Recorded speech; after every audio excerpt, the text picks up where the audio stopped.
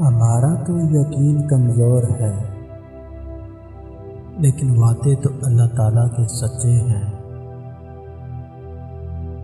اللہ تعالیٰ کا ذکر کرتے رہا کرو، چاہے گھر میں ہو یا رستے میں، کیونکہ جس چیز کے سامنے پاک ذات کا ذکر کرو گے، چاہے وہ پتھر ہو یا پھول، درخت ہو یا پھر کچھ بھی ہو، روز محشر کے دن گواہی دیں گے۔ یا اللہ، تیرا یہ بندہ تیرے ذکر میں مشغول رہتا تھا۔ اللہ تعالیٰ نے انسان کو دل دیا، لیکن اس کا سکون اپنے پاس رکھا۔ فرمایا، یاد رکھو، دل کا سکون صرف اللہ کی یاد میں ہے۔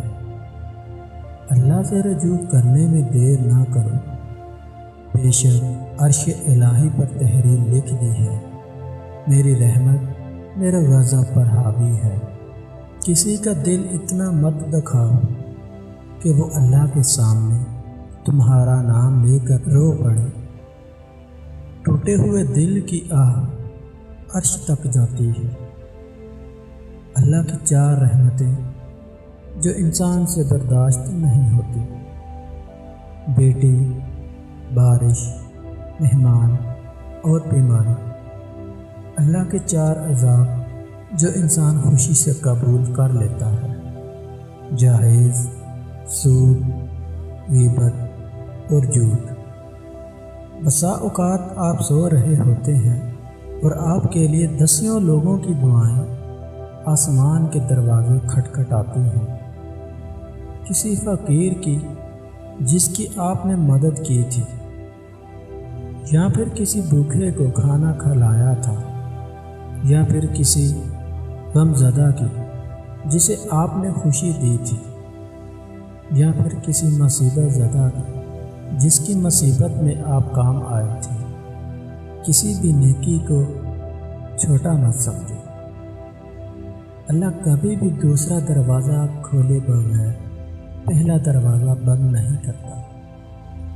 جب تمہیں ذکر الہی اچھا لگنے لگے تو جان لو تمہیں اللہ تعالیٰ سے اور اللہ تعالیٰ کو تم سے محبت ہو گئی ہے۔ دنیا میں سب سے زیادہ مطمئن لوگ وہ ہیں جنہیں اپنے معاملات اللہ تعالیٰ کے سپرد کرنے کی عادت ہو۔ دل کی سختی اللہ سے دوری کی دلیل ہے۔ جو اللہ کا مقرب نہیں، مخلوق کا مقرب نہیں ہو سکتا۔